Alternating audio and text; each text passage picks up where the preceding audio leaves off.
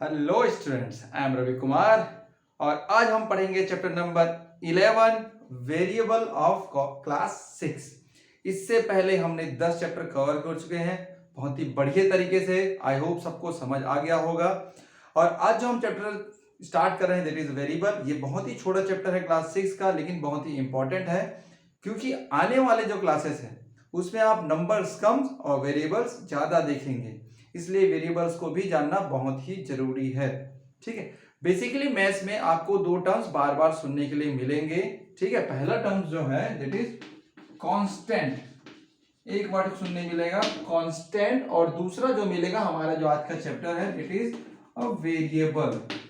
ठीक है, that is variable. तो कांस्टेंट जैसा नाम है वैसा ही डेफिनेशन है। कांस्टेंट मतलब होता है फिक्स्ड, जिसकी वैल्यू जो है फिक्स्ड। ठीक है, मैं हम नॉर्मली वैल्यूज ही रखते हैं, तो जिसकी वैल्यू फिक्स्ड हो, जैसे कि ये 5 है, आपके लिए भी 5, मेरे लिए भी 5, किसी और को बताओगे तो भी 5। यहां पर अगर मैं 100 लिख दूं तो 100 है, आपके लिए भी 100 और मेरे लिए भी 100, तो एवरीबडी नो 100। ठीक है, ये फिक्स है, ये किसी के लिए बदलेगा नहीं, that is called constant. But जो आज हम पढ़ेंगे दैट इज वेरिएबल। वेरिएबल ऐसे इंग्लिश के शब्द होते हैं जिसको हम किसी वैल्यू को बार बार बदलने के लिए यूज करते हैं। ठीक है, सो वेरिएबल की वैल्यू वेरी मतलब बार बार बदलना, ये फिक्स्ड नहीं होता है, तो उसको हम बोलते हैं वेरिएबल।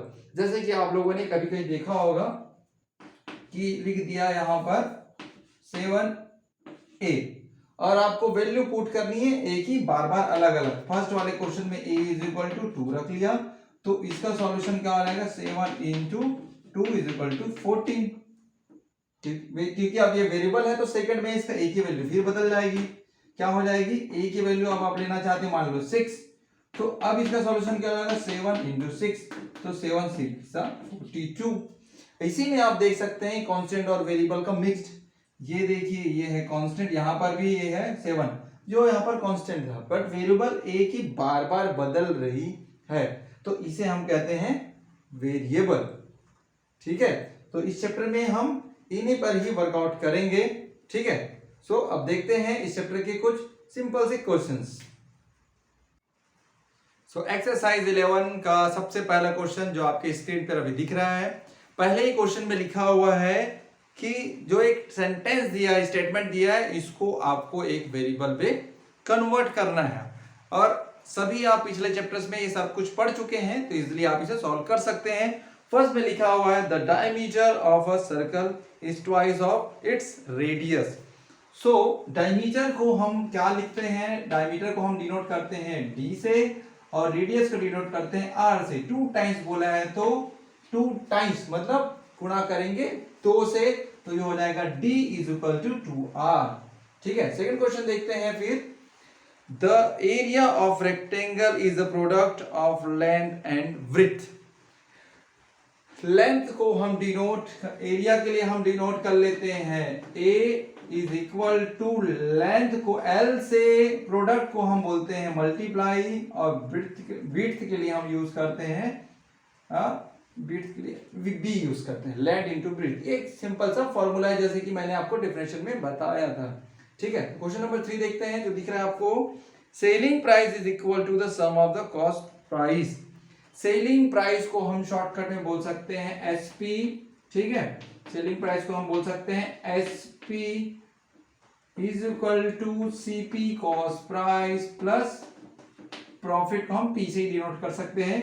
तो ये एसपी सीपी, तो एसपी का full form selling price, CP का कॉस्ट प्राइस, पी का प्रॉफिट, तो ये एक शॉर्टकट हो जाता है। तो इसीलिए आप जो आगे क्लासेस हैं उसमें आप वेरिएबल ज्यादा वर्कआउट करेंगे। आइए क्वेश्चन नंबर 4 दिख रहा है आपको। A number is added to the another number. ठीक है, दो नंबर है। ठीक है, दो नंबर है, एक नंबर है a, दूसरा नंबर है b, दोनों को क्या कर रहे हैं, ऐड कर रहे हैं। जैसा स्टेटमेंट में लिखा है वैसा ही आपको यहां पर लिख देना है, हो गया आंसर खत्म। है ना, बहुत ही इजी, आप आराम से बना ले रहे होंगे। ठीक है, मैं बोर्ड का इस साइड यूज कर रहा हूं। ठीक है, now question number 5 appear on your screen. The 7 is subtracted from any number। किसी नंबर से 7 को सब्ट्रैक्ट कर रहे हैं, किसी नंबर से 7 को सब्ट्रैक्ट कर रहे हैं, तो x माइनस 7, ठीक है। तो x माइनस 7 जो है आपका ये इसका वेरिएबल पोर्शन हो गया। आइए नेक्स्ट क्वेश्चन देखिए। Composite amount is equal to the sum of the interest. So amount के लिए हमने यूज किया a is equal to p हमने प्रिंसिपल के लिए और I इंटरेस्ट के लिए। तो amount is equal to principal, ये जैसा स्टेटमेंट में लिखा था हमने वैसा ही लिखा है। करते हैं नेक्स्ट क्वेश्चन की तरफ। ये भी एक स्टेटमेंट से ही बेस्ड है, आपको इसमें ट्रू और फॉल्स बताने होंगे। तो second question is appear on your screen. The number is succeed a will be a plus B. कोई नंबर है, सक्सीड मतलब आगे हो रहा है, तो उसमें क्या होगा +1। तो पहला का आंसर क्या आएगा ट्रू, ठीक है। सेकंड क्वेश्चन देखते हैं जो आपकी स्क्रीन में है। The value of x changes according to the situation. कोई वैल्यू x, जैसा कि स्टार्टिंग में ही मैंने बताया था कि कोई भी इंग्लिश का छोटा सा अल्फाबेट इसकी वैल्यू बार बार बदलेगी, तो वो ये x है, तो ये भी क्या हो जाएगा ट्रू, ठीक है। थर्ड देखें जो है स्क्रीन में, 2n would be an odd number. 2n यहां पर आया है, 2n इज ऑन बी। यहाँ जो n है इसकी वैल्यू आप बार बार बदलेंगे, कभी 1 कभी 2 कभी 3, और ऑड नंबर आपको मालूम है जब ये 1 होगा तब तो इसका आंसर आ जाएगा 2, 2 होगा तो कितना हो जाएगा 4, और ये हो गया 6। सो वो तो इवन नंबर्स आ रहे हैं, ऑड नंबर नहीं आ रहे हैं, तो क्या हो जाएगा ये हो जाएगा फॉल्स, ठीक है। नेक्स्ट क्वेश्चन देखते हैं। m into n would be the product of any two number। दो नंबर का प्रोडक्ट, जैसे कि पिछले में आपने दो नंबर का एडिशन किया था वैसे प्रोडक्ट। सो क्या होगा a into b, जो कि सही लिखा हुआ है a into b, तो ये क्या हो जाएगा ट्रू, ओके। लास्ट देखते हैं। Variable are generally indicate by the small letter of the English alphabet. ये तो वेरिएबल की डिफिनेशन ही है कि हम सारे जो अल्फाबेट स्टेटमेंट है उसको एक छोटे से इंग्लिश के अल्फाबेट से दिखाते हैं, तो इट इज ट्रू, ठीक है।